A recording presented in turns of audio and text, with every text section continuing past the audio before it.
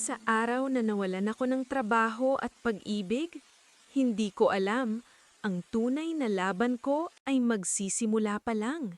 Sa labas ng opisina, basang-basa si Maya sa ulan. Hawak ang termination letter.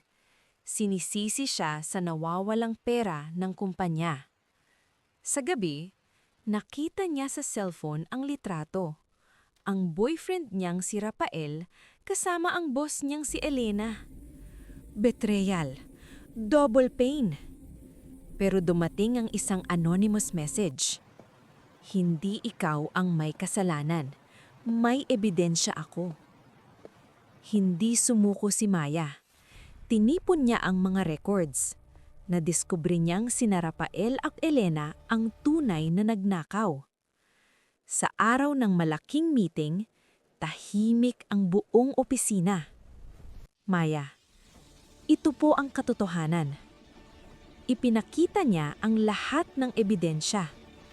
Napahiya sina Rafael at Elena. Nasuspend ang boss, tinanggal sa trabaho ang lalaki. Lumabas si Maya ng building. Huminto ang ulan, sumikat ang araw.